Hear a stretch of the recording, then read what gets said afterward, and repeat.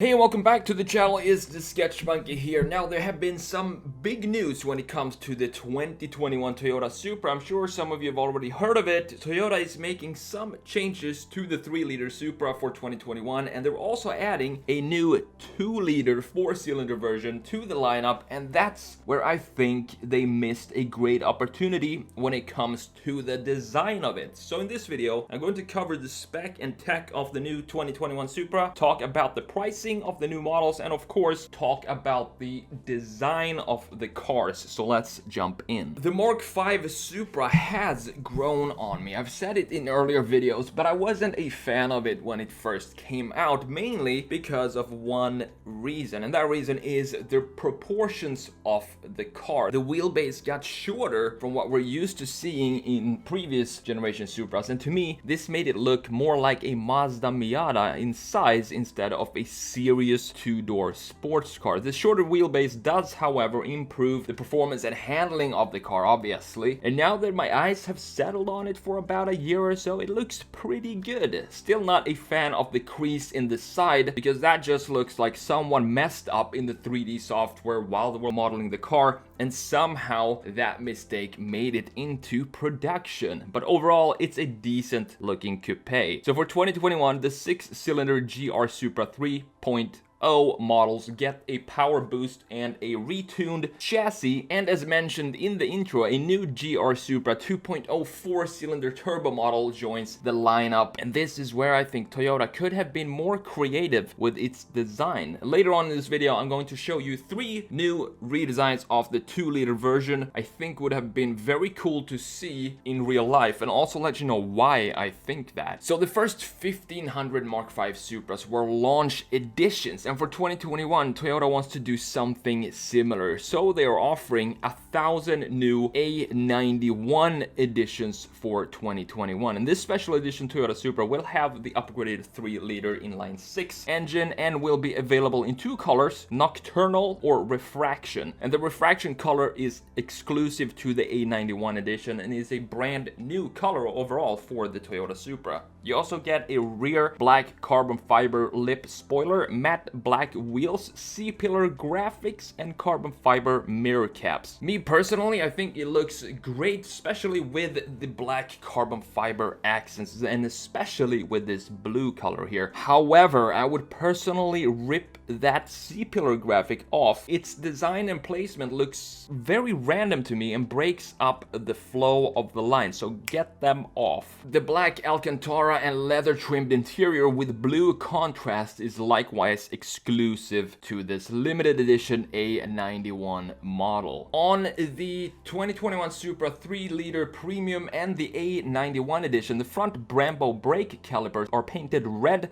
and feature the Toyota Supra logo. One change you'll notice in the interior is you'll no longer get the 6.5-inch screen in the base model, because all Supras for 2021 will feature the 8.8-inch audio touchscreen, and the 6.5-inch has been discontinued. So the Supra 2021 model is expected to go on sale in the US in June of 2020. You'll also see a boost in power, obviously. For 2021, Toyota is increasing the power by 14% from the turbocharged 3-liter inline 6, going from 335 horsepower to 382. Torque rises as well from 365 pound-feet of torque to 368 in the 2021 model. This power boost is a result from a number of upgrades throughout the engine. The new dual-branched exhaust manifold with 6 ports instead of 2 improves heat management, for example, and a new piston design reduces the engine's compression ratio. Toyota's own number for the performance, for example, for the 0 to 60 time is 3.9 for the 2021 Supra compared to 4.1 for the 2020 model. No manual transmission in sight, as the 8-speed automatic transmission with paddle shifters carries over to the 2021 Supras. For the chassis, Toyota retuned it by adding lightweight aluminum braces to increase the rigidity of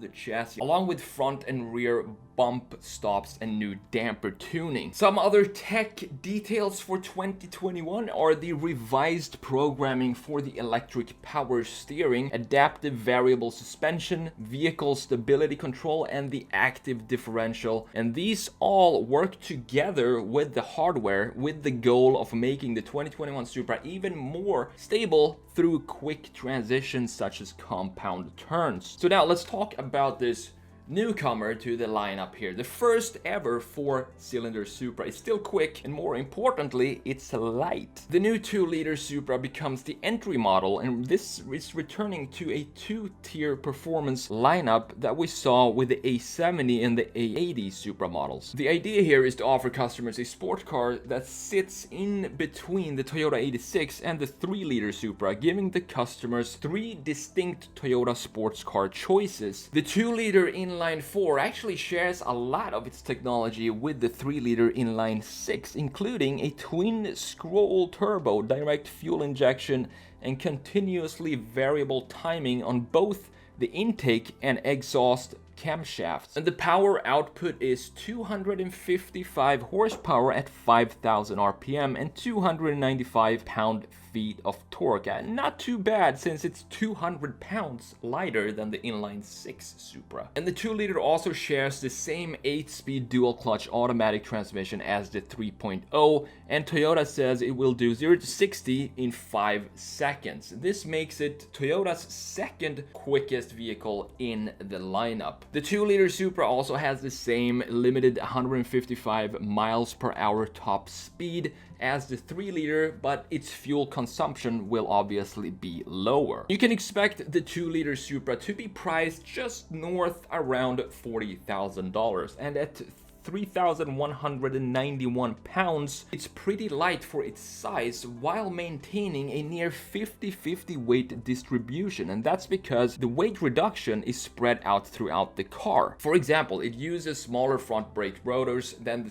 the 3-liter Supra, and with single piston calipers versus 4 piston calipers on the 3-liter. The 2-liter Supra does not have the active differential and active suspension used on the 3-liter model, and a 4-speaker audio system is standard in the 2-liter compared to the 3-liter's 10-speaker system. Another way to save weight is to remove small electrical motors, so the 2-liter's seats are manually adjustable versus the 14-way power adjustable seats in the 3-liter. Now, I wish Toyota would have separated the 2-liter from the 3-liter with a different design. It looks identical to its more powerful sibling, and that to me is a shame. I'm not talking about a complete redesign of the car. I'm talking about new graphics to parts that are easily to manufacture without touching any of the technical aspects of the design or having to re-engineer the car in general. So what I decided to do was to create 3 new designs of the front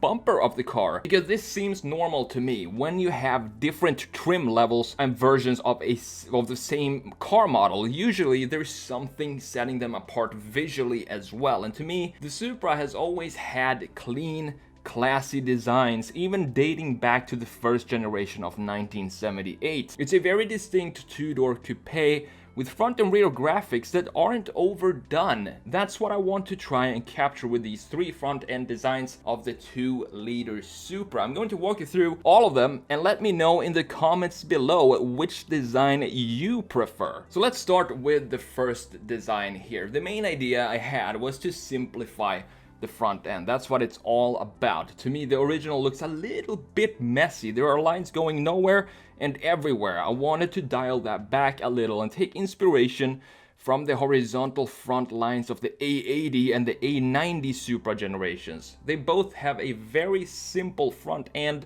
and something that I wanted to implement in the 2-liter Supra here as well.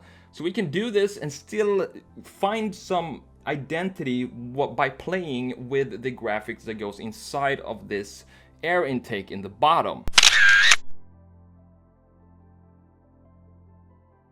So with the second design here, I wanted to dial that back even more and really clean up the lines of the front end and have some line continuity in the bumper here. So as you can see, the line that goes right up underneath the headlight, I wanted that to kind of wrap around the entire front end and go down underneath the air intakes and then up at the same spot, of course, on the other side, connecting to the headlight there. And same thing here, we can play around with the graphics inside of the air intake to give it some more identity and a unique fascia without having to make it complex. We can just add a few different parts in there, and this will create something new and something that sets this apart from just having a black mesh grille there with no interesting features going on at all. And we can still play around with the graphics inside of this air intake, and especially when you have this distinct nose lines on the hood. We can have those kind of connect to the lower part of the car as well, inside of these air intakes that we have at the bottom of the car.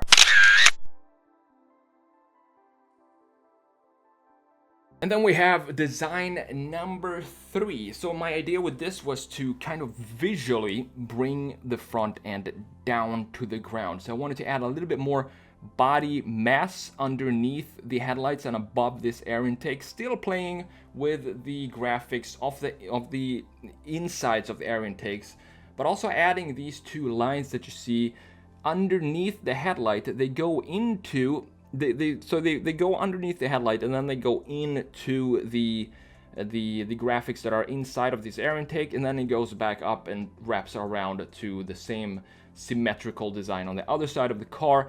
And this also, the center graphics of the air intakes plays well with the nose design that we have of the Toyota Supra. We still have that design kind of mirrored in the bottom part of the car. And having the design, the big black graphical elements of the front be so low to the ground, that brings the whole car down lower visually, even though the car is still the same height as stock.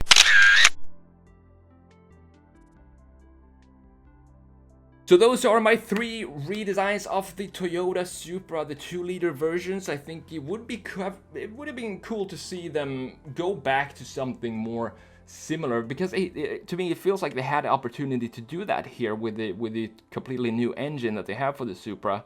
And it would be fun to see some more classical lines in the front end of the Supra to kind of bring it back to older traditions and older styling. Even though when we take something like this and put it on the new Supra, it doesn't mean that we're stuck in the past. It just means that we're going back to a simpler design, which I think is going to be a big change moving forward now, is going to be bringing the stylingness back of cars and kind of focusing on larger, distinct design features of each car manufacturer, and those big design features are going to be the main brand identity for that specific brand. And I think we see that specifically now. We're going to see it with BMW with the big kidneys in the front.